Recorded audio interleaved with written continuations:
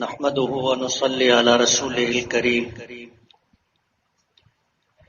اما بعد قال النبي صلى الله عليه وسلم انا مدينة العلم وعلي بابها او كما قال عليه الصلاة والسلام۔ بزرگان محترم اور عزیز دوستو، رجب المرجب کا یہ مہینہ اپنے اندر بڑی خوبیاں اور اسی کے ساتھ تاریخ کا ایک بہت بڑا حصہ رکھتا ہے۔ رجب کا یہ مہینہ نبی کریم صلی اللہ علیہ وسلم کی معراج کا مہینہ بھی، شب معراج علماء کی ایک جماعت کے نزدیک 27 رجب المرجب جو ہے یہ وہ خوبی اور کمال ہے جو اللہ پاک نے اپنے نبیوں میں سے کسی کو عطا نہیں کیا سوائے ہمارے آقا جناب رسول اللہ صلی اللہ علیہ وسلم۔ یوں تو یہ 12 کے 12 مہینے اللہ پاک کے بنائے ہوئے ہیں، اور اگر آپ گہرائی اور تفصیل میں جا کر کے دیکھیں گے تو 12 مہینوں کے کسی دن میں کوئی ایسا دن آپ کو نہیں ملے گا جس میں اسلام اور مسلمانوں کے لیے قربانیاں دینے کی تاریخ نہ رہی۔ اللہ نے کوئی دن منحوس نہیں بنایا، کوئی مہینہ خیر سے خالی نہیں رکھا۔ یہ اللہ تعالی کا حکمتوں والا ایک فیصلہ جو اللہ پاک نے اس کائنات میں جاری و ساری فرمایا۔ آج رجب کی 13 تاریخ ہے اور حضرت علی رضی اللہ تعالی عنہ کی یہ تاریخ پیدائش ہے۔ نبی کریم صلی اللہ علیہ وسلم کے دستے حق پرست پر ایمان لانے والے بالغ مردوں میں حضرت ابو بکر صدیق رضی اللہ تعالی، بچوں میں حضرت علی رضی اللہ تعالی، عورتوں میں حضرت خدیجۃ الکبریٰ رضی اللہ تعالی عنہا، اور غلاموں میں حضرت بلال رضی اللہ تعالی۔ یہ بھی خدائی تقسیم ہے کہ اللہ نے یہ خوبی اور کمال جسے چاہا اسے عطا کیا۔ ذالک فضل اللہ یؤتیہ من یشاء۔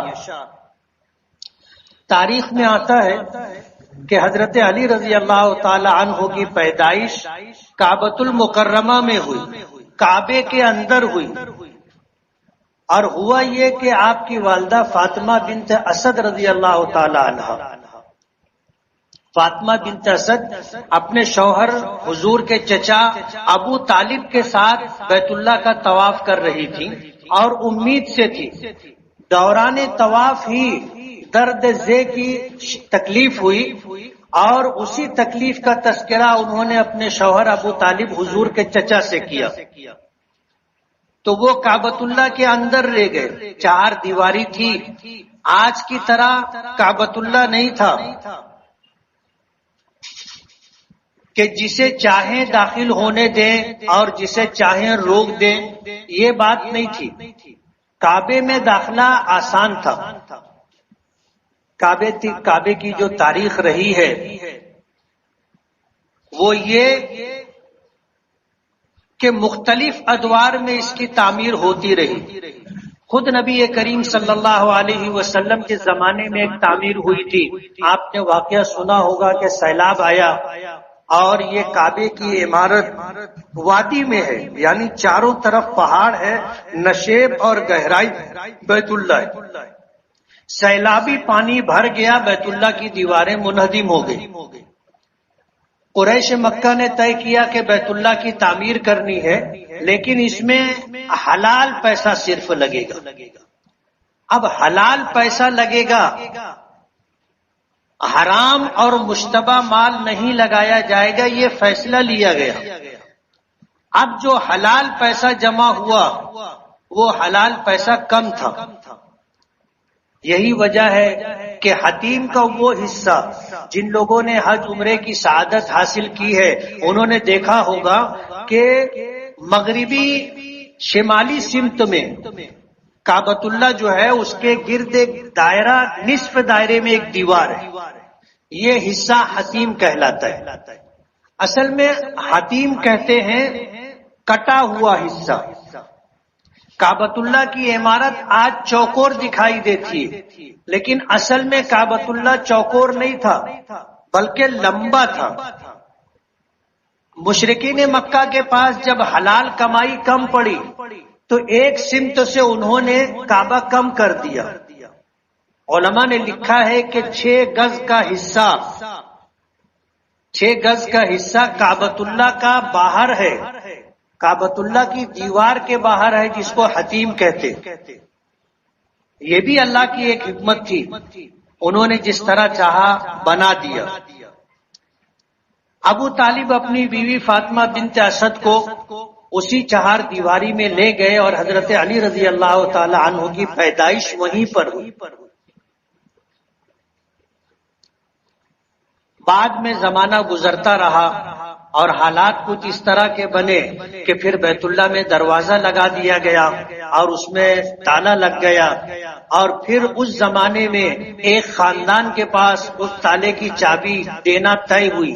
زمانہ جاہلیت سے خدمات طے تھی کہ حاجیوں کو پانی کون پلائے گا، حاجیوں کا استقبال کون کرے گا، حاجیوں کو کھانا کون کھلائے گا، یہ خدمات مختلف قبائل میں طے تھی۔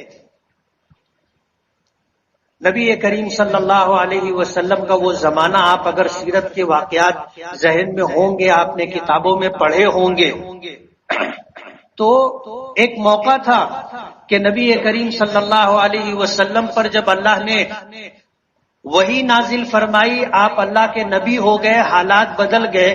جو لوگ آپ کو نبوت کا اعلان سے پہلے صادق الامین کہا کرتے تھے وہ سب لوگ مخالف ہو گئے۔ ایک موقع آیا، نبی کریم صلی اللہ علیہ وسلم نے اس شخص سے جس کے پاس بیت اللہ کے دروازے کی چابی تھی، حضور نے یہ خواہش ظاہر کی کہ میں چاہتا ہوں کہ بیت اللہ میں داخل ہو کر کے 2 رکعت نماز ادا کر لوں، تو اس شخص نے چابی دینے سے انکار کر دیا تھا، چابی نہیں دی تھی، اس لیے کہ وہ لوگ اسلام مخالف تھے، حضور پاک صلی اللہ علیہ وسلم کی نبوت اور رسالت کو ماننے والے لوگ نہیں تھے، اس نے انکار کر دیا۔ تو حضور پاک صلی اللہ علیہ وسلم نے فرمایا تھا کہ تم یاد کرو، عثمان نام تھا، عثمان ابن طلحہ حجبی، یہ اس قبیلے کے سردار تھے۔ حضور نے ان سے چابی مانگی تو انہوں نے انکار کر دیا، تو حضور نے فرمایا تھا کیا ہوگا اس دن جس دن یہ چابی میرے ہاتھ میں ہوگی اور میں جسے دے دوں گا قیامت تک اس کے خاندان میں رہے۔ تو عثمان ابن طلحہ حجبی نے کہا تھا کہ یہ دن نہیں آئے گا جب تک قبیلے قریش کی ایک آنکھ بھی چمکتی رہے گی، قبیلے قریش کی ایک آنکھ بھی چمکتی رہے گی، یعنی ایک آدمی بھی زندہ رہے گا، اس وقت تک یہ چابی تم کو نہیں مل سکتی۔ جب مکۃ المکرمہ فتح ہوا اور حضور فاتحانہ مکے میں داخل ہوئے سن 8 ہجری میں، حضور پاک صلی اللہ علیہ وسلم نے عثمان کو بلایا اور بیت اللہ کی چابی مانگی۔ ظاہر بات ہے اب تو مکے کے فاتح تھے مسلمان اور ان کے سرخیل اور ان کے امیر نبی کریم صلی اللہ علیہ وسلم، اسے چابی لا کر کے دینی پڑی۔ حضور نے کعبۃ اللہ کا دروازہ کھولا، اندر تشریف لے گئے، آپ نے 2 رکعت نماز ادا کی، دیر تک کعبے کے اندر رہے اور باہر آئے، اور آنے کے بعد چابی آپ کے ہاتھ میں تھی۔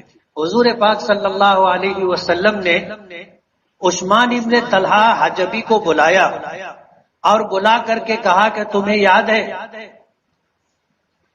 ایک وقت تھا کہ میں نے تم سے بیت اللہ کی یہ چابی مانگی تھی، اللہ کے گھر میں 2 رکعت نماز پڑھنے کے لیے، تو تم نے انکار کر دیا تھا۔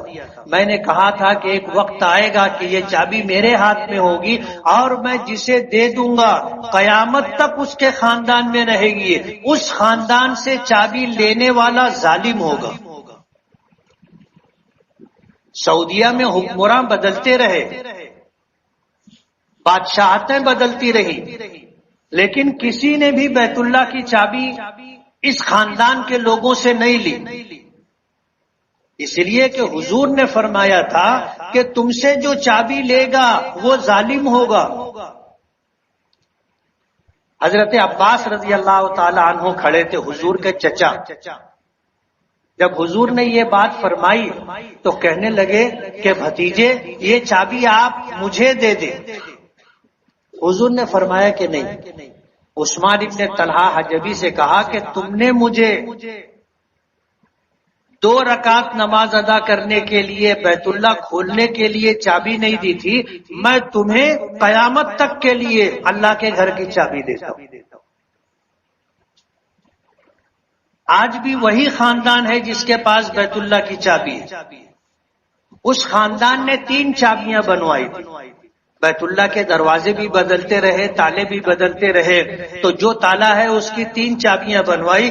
ایک چابی اس نے شاہ فہد کو دی تھی اور ایک چابی ہندوستان کے مشہور عالم دین حضرت مولانا علی میاں ندوی رحمت اللہ علیہ کو دی تھی۔ ہندوستان کے لیے اعزاز کی بات ہے، ہندوستان کے ایک ایسے عالم جن کی اس طرح قدردانی علماء اور حکمراں کرتے ہیں کہ انہوں نے بیت اللہ کی چابی ان کو دی تھی۔ حضرت علی میاں ندوی رحمت اللہ علیہ کے انتقال کے بعد وہ چابی وہاں واپس پہنچائی گئی۔ تو حضرت علی کی پیدائش بیت اللہ کے اندر ہوئی۔ مسلمانوں کے 4 خلیفہ ہیں۔ حضرت ابو بکر صدیق جنہوں نے بلوغ کی حالت میں کامل ہوش و حواس اور عقل کے ساتھ ایمان قبول کیا تھا۔ حضور پاک صلی اللہ علیہ وسلم کے دوست تھے، مکے کے خوشحال اور عزت دار شخص تھے، تاجر تھے اور اپنی تجارت میں مشہور تھے۔ حضور پاک صلی اللہ علیہ وسلم نے جس وقت ایمان کی دعوت دی سب نے انکار کیا۔ ایک ابو بکر تھے جنہوں نے سنتے ہی ایمان قبول کیا تھا، بغیر کسی تردد کے، بغیر سوچے سمجھے۔ کہتے ہیں نا کہ آدمی پھر فیصلہ لیا، کچھ سوچا نہیں، لیکن حضرت ابو بکر نے کامل ہوش و حواس کے ساتھ ایمان قبول کیا تھا۔ حالانکہ ترتیب اگر آپ دیکھو گے تو سب سے پہلے ایمان قبول کرنے والی حضرت خدیجہ رضی اللہ تعالی۔ حضور جب آئے تھے غار حرا سے تو جو حالات تھے وہ حضرت خدیجہ کے سامنے تھے۔ حضرت حضور پاک صلی اللہ علیہ وسلم نے جب اس بات کا تذکرہ کیا تو سب سے پہلے تصدیق کرنے والی، سب سے پہلے حضور کو ہمت اور حوصلہ دینے والی اور سب سے پہلے آپ کی رفاقت کے ساتھ حق کے رفاقت ادا کرنے والی حضرت خدیجہ رضی اللہ تعالی۔ گھر میں حضرت خدیجہ، گھر کے باہر حضرت ابو بکر اور بچوں میں حضرت علی، غلاموں میں حضرت بلال۔ ایک زمانہ تھا حضور معراج پر گئے، واپس تشریف لائے اور آپ نے اہل مکہ کو اپنے سفر کا تذکرہ کیا۔ اہل مکہ کہنے لگے یہ کیسے ممکن ہے کہ 1 مہینے کا سفر اور پھر وہاں سے زمین سے 7 آسمان طے کرنا، عرش تک جانا اور پھر جا کر کے اللہ سے ملاقات کرنا اور پھر واپس آ جانا، 1 رات کے اندر یہ واقعہ کیسے ہو سکتا ہے؟ یہاں سے تو بیت المقدس 1 مہینے کا سفر ہے۔ حضرت ابو بکر صدیق رضی اللہ تعالی عنہ سے کسی نے کہا، مکے کے لوگوں نے، کہ اگر کوئی شخص یہ کہے کہ میں راتوں رات بیت المقدس گیا اور واپس آ گیا تو تم اس شخص کے بارے میں کیا کہو گے؟ تو حضرت ابو بکر نے کہا کہ پہلے یہ بتاؤ کہ یہ کہنے والا شخص کون ہے؟ لوگوں نے کہا تمہارے ساتھی محمد ہے.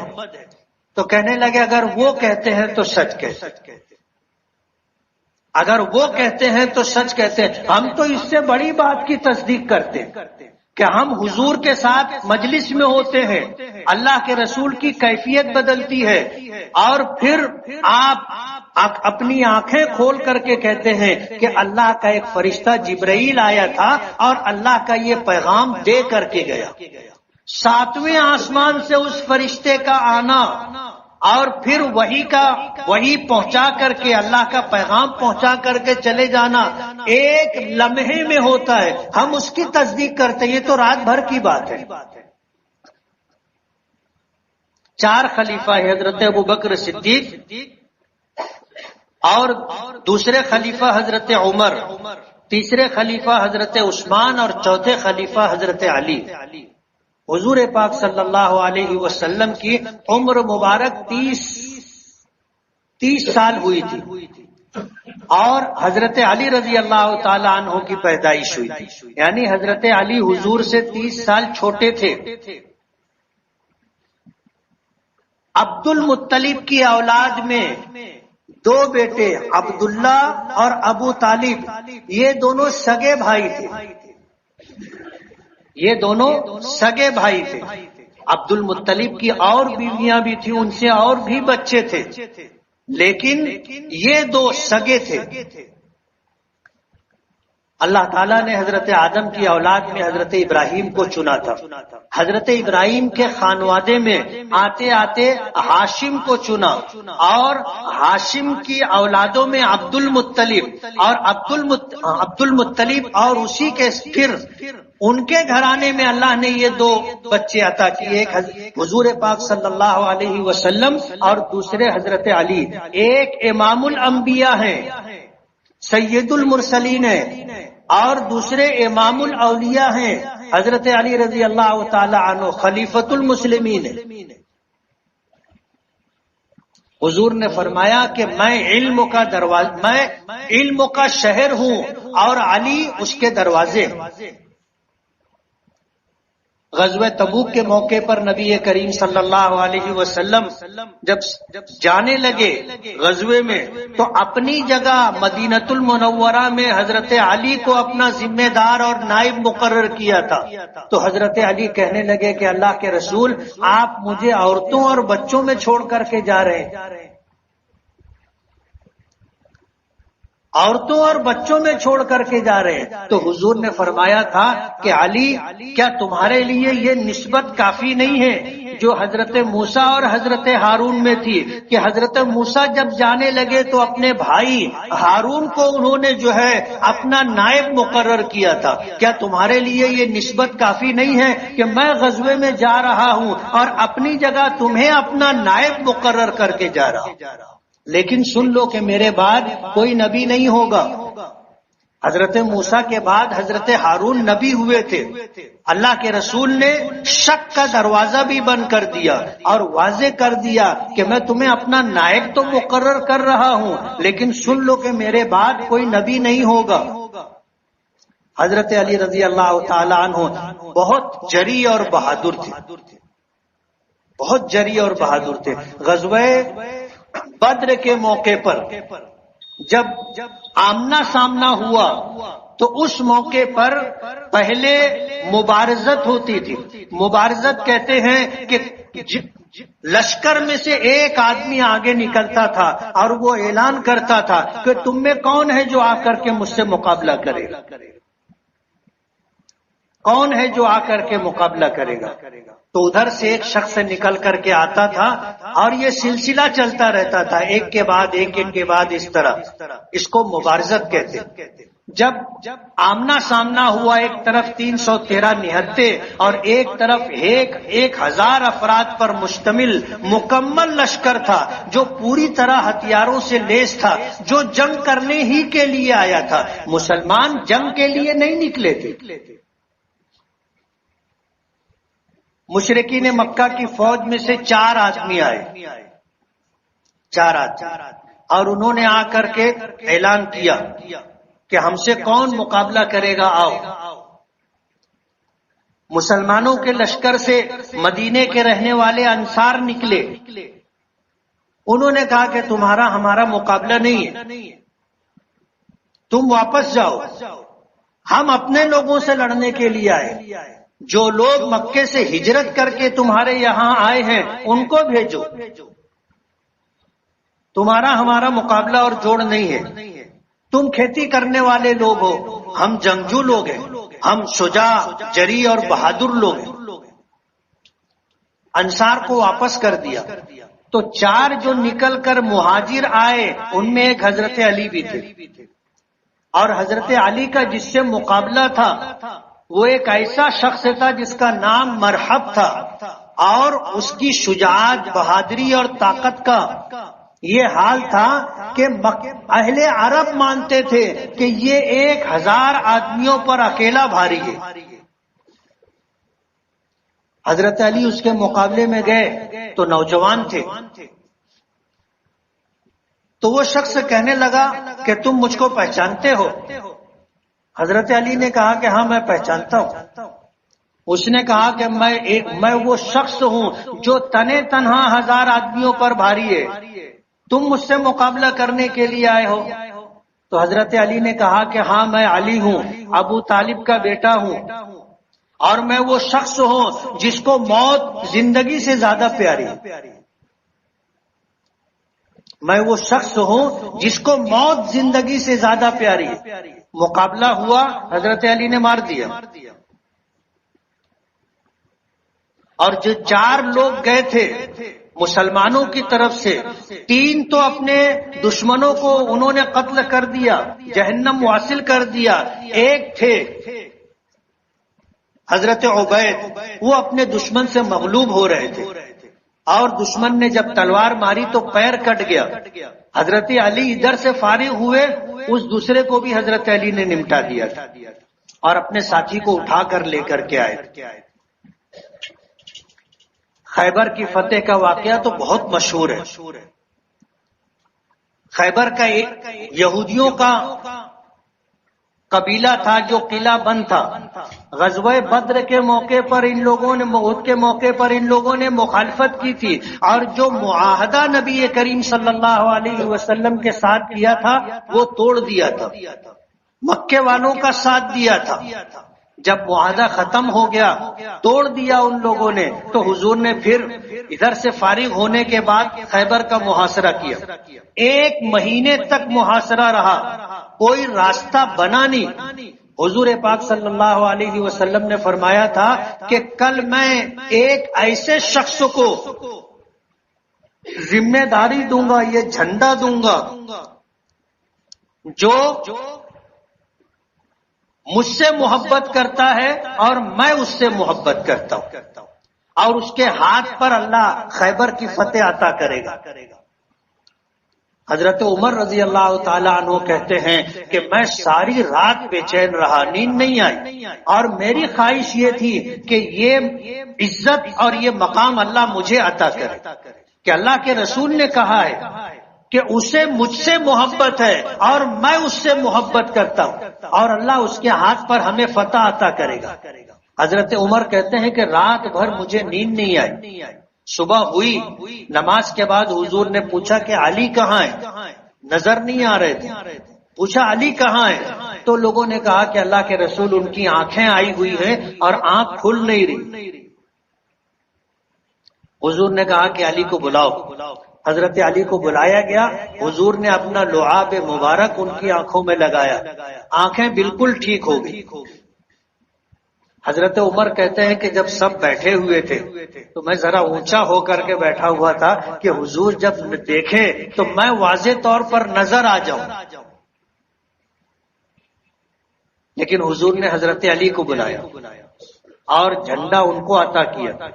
حضرت علی ہیں جنہوں نے خیبر کا دروازہ توڑا تھا، قلعے کا دروازہ حضرت علی نے توڑا تھا، اسی لیے ان کو فاتح خیبر بھی کہا جاتا ہے۔ علماء نے لکھا ہے کہ یہ دوسرا موقع تھا جب آپ کی آنکھوں میں لعاب مبارک حضور نے لگایا تھا، اور جب پیدائش ہوئی تھی تو اس وقت بھی حضرت علی کی آنکھیں بند تھی۔ ان کی والدہ فاطمہ بنت اسد کہتی ہے کہ مجھے ایسا محسوس ہو رہا تھا کہ میرا یہ بچہ نابینا ہے، آنکھ ہی نہیں کھولا۔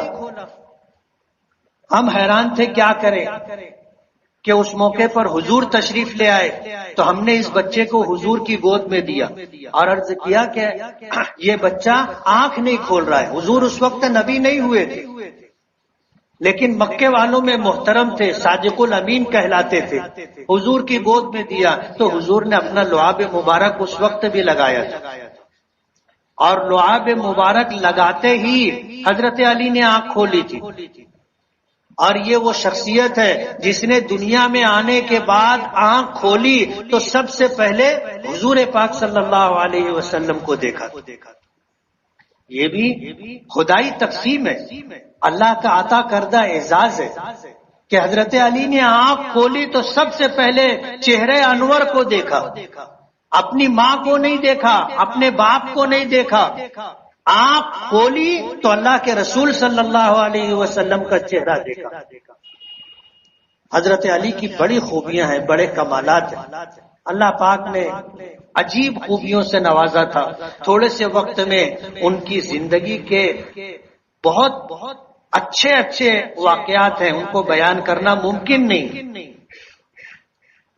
لیکن اللہ پاک نے اپنے محبوب کو 4 ایسے خلیفہ عطا کہ ایک کو حضور نے صدیق کا خطاب دیا۔ صدیق کہ جب دنیا میری تکذیب کر رہی تھی، مرید سمجھتے ہونا، مرید اس کو کہتے ہیں جو کسی کی خوبیوں سے متاثر ہو کر کے اپنے آپ کو اس کے تابع کر دے، کہ میرا کوئی ارادہ نہیں، میرا شیخ یا میرا پیر جو کہے گا میں وہ کروں گا، اس کو مرید کہتے۔ اور ایک وہ ہوتا ہے جو مراد ہوتا ہے کہ کوئی شخص کسی کو چنتا ہے۔ حضور پاک صلی اللہ علیہ وسلم نے دعا کی تھی کہ اللہ عمر ابن خطاب یا عمرو ابن ہشام ان دونوں میں سے کسی کے ذریعے اسلام کو قوت اور طاقت عطا فرما۔ دوسرے دن حضرت عمر نے آ کر کے ایمان قبول کیا تھا، تفصیلی واقعہ ہے، ایمان قبول کیا تھا تو یہ حضور کی مراد تھے، اور حضور نے ان کو فاروق کا خطاب دیا۔ ہم کہتے ہیں نا عمر فاروق، فاروق ان کا نام نہیں ہے، عمر نام ہے، باپ کا نام خطاب ہے۔ اللہ کے رسول نے فاروق کا خطاب دیا اور فرمایا الفارق بین الحق والباطل، کہ یہ وہ شخص ہے جس نے حق اور باطل کے درمیان تفریق کی، یہ حق ہے اور یہ باطل ہے۔ حضور نے اللہ سے حضرت عمر کو مانگا تھا، سمجھ رہے ہو؟ اللہ کے رسول نے اللہ سے حضرت عمر کو مانگا تھا، اور حضرت عثمان تیسرے خلیفہ اللہ کے رسول صلی اللہ علیہ وسلم نے عثمان غنی کو سخی ہونے کا خطاب،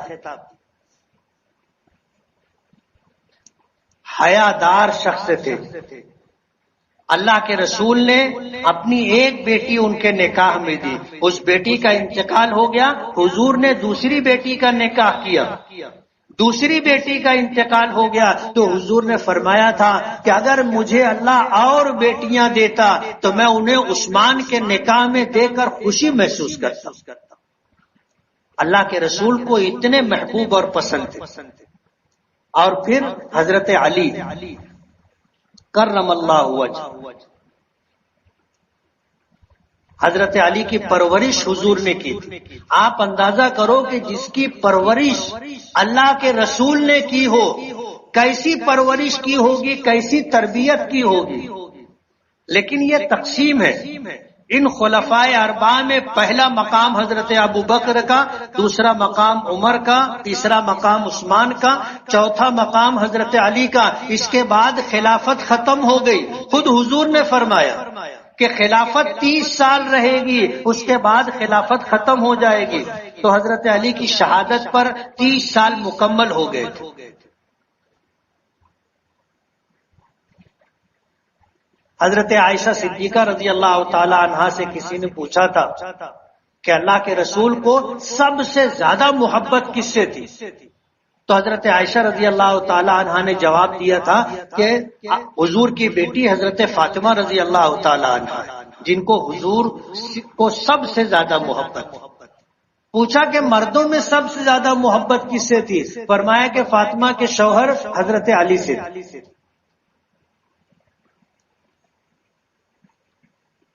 کبھی ایسا بھی ہوا کہ ایک موقع پر حضور نے کسی غزوے کا امیر ایک شخص کو مقرر کیا، تو وہ شخص یہ سمجھا کہ اللہ کے رسول مجھ سے سب سے زیادہ محبت کرتے، آگے پوچھا کہ اللہ کے رسول آپ کے نزدیک سب سے زیادہ محبوب کون ہے؟ تو حضور نے فرمایا ابو بکر۔ اس نے پوچھا کہ ابو بکر کے بعد کون ہے؟ کہا کہ ابو بکر کی بیٹی عائشہ۔ وہ شخص خاموش ہو گیا کہ کہیں ایسا نہ ہو کہ میرا نمبر ہی نہ آوے۔ تو یہ خدائی تقسیم ہے۔ 13 رجب المرجب حضرت علی رضی اللہ تعالیٰ عنہ کی تاریخ پیدائش ہے۔ شخصیات پر گفتگو میں کم کرتا ہوں، اس لیے کہ یہ تاریخی موضوع ہے، اور تاریخی موضوع میرا عنوان نہیں۔ مجھ کو تاریخ سے دلچسپی نہیں، مجھ کو فقہ سے دلچسپی ہے۔ مسئلہ پوچھو اور اللہ کا احسان ہے، اللہ کا احسان ہے۔ مالیگاؤں ہی نہیں، مہاراشٹر نہیں، ہندوستان ہی نہیں، پوری دنیا سے لوگ مسئلہ پوچھتے۔ اللہ نے توفیق دی، ہم نے بڑی محنت کے ساتھ پڑھا، اور سوال پوچھے جانے پر جواب اللہ ایسا دلواتا ہے کہ پوچھنے والا مطمئن ہو جاتا، پھر اس کو کسی سے پوچھنے کی ضرورت نہیں رہتی۔ یہ بھی اللہ کا کرم ہے، اپنا کوئی کمال نہیں۔ لیکن تاریخ میرا موضوع نہیں ہے، تاریخ میرا موضوع نہیں ہے، فقہ سے دلچسپی ہے، اس لیے شخصیات پر میں کم بولتا ہوں۔ لیکن آج اتفاق ہے کہ 13 رجب المرجب ہے اور حضرت علی کی تاریخ پیدائش ہے۔ ہم لوگوں میں حضرت علی رضی اللہ تعالی عنہ کا تذکرہ کم ہوتا ہے۔ حضرت ابو بکر کی، حضرت عمر کی، حضرت عثمان کی خوبیاں گنائی جاتی ہیں، حضرت علی کا تذکرہ کم ہوتا ہے۔ اس لیے خاص طور پر میں نے اس وقت حضرت علی رضی اللہ تعالی عنہ کی شخصیت کے متعلق گفتگو کی۔ یہ حضور کے ایسے فدائین میں تھے کہ جب حضور مدینہ ہجرت کرنے لگے تھے تو مکے والوں کی امانتیں ان کو سپرد کی تھی اور اپنے بستر پر سلایا تھا، اور یہ کہا تھا صبح ہوگی لوگوں کی امانتیں واپس کرنا اور پھر مدینہ آ کر کے مجھ سے ملاقات کرنا۔ تو حضرت علی سے لوگوں نے پوچھا تھا کہ علی، تمہیں حضور نے موت کے بستر پر سلایا تھا، حضور کو قتل کرنے کے لیے لوگ گھر گھیر کر کھڑے تھے، اور اس بستر پر سونے والے حضور تھے، اور حضور کو قتل کرنے کے ارادے سے آئے تھے۔ اس رات تمہیں نیند آئی تھی؟ تو حضرت علی نے جواب دیا تھا کہ ایسی نیند آئی تھی کہ مجھے زندگی میں ایسی نیند کبھی نہیں آئی۔ لوگوں نے پوچھا کہ ایسی کیا بات تھی؟ کہا کہ اللہ کے رسول نے کہا تھا کہ تم اس بستر پر سو جاؤ، صبح اٹھنا، لوگوں کی امانتیں واپس کر کے میرے پاس آنا۔ تو مجھے یقین ہو گیا تھا کہ آج کی رات مجھے موت نہیں آئے گی، صبح تک میں زندہ رہوں گا اور لوگوں کی امانتیں واپس کر کے میں حضور سے ملاقات کروں۔ اور یہ معمولی بات نہیں ہے کہ اللہ کے رسول نے اس کام کے لیے حضرت علی کو چنا تھا۔ حضرت علی رضی اللہ تعالی عنہ خلفائے اربعہ میں سے چوتھے نمبر کے خلیفہ ہے جن پر خلافت ختم ہوئی۔ کہتے ہیں درخت اپنے پھل سے پہچانا، پھول خوشبو سے پہچانا جاتا ہے، اور شخصیت اپنے شاگردوں سے پہچانی جاتی ہے۔ آپ دیکھو صحابہ کرام حضور کا تعارف ہیں۔ صداقت دیکھنی ہو تو ابو بکر کو دیکھو، یعنی حضور کی صداقت دیکھنی ہو تو ابو بکر کو دیکھو، حق و باطل میں فرق کرنا، انصاف اگر دیکھنا ہو تو عمر کو دیکھو، حیا دیکھنا ہو تو عثمان کو دیکھو، اور شجاعت و بہادری دیکھنا ہو تو علی کو دیکھو۔ حضور کی ساری خوبیاں اللہ نے ان کے شاگردوں میں منتقل کر دی تھی، اور یہ سلسلہ آج تک جاری ہے اور قیامت تک جاری و ساری رہے گا۔ حضرت علی رضی اللہ تعالی عنہ کی ولادت 13 رجب المرجب کو ہوئی تھی اور کعبۃ اللہ کے اندر ہوئی تھی،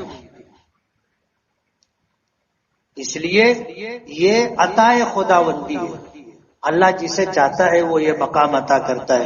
اللہ تعالی ہمیں نبیوں سے، صحابہ سے، تابعین سے، تبع تابعین سے، اولیاء کرام سے، بزرگان دین سے، علماء سے، حفاظ سے، ائمہ سے، دین کے خدمتگاروں سے اللہ تعالی ہمیں سچی محبت اور عقیدت عطا فرمائے۔ وآخر دعوانا ان الحمد للہ رب العالمین۔ جن لوگوں نے سنتیں نہ پڑھی ہوں وہ سنت پڑھ لیں۔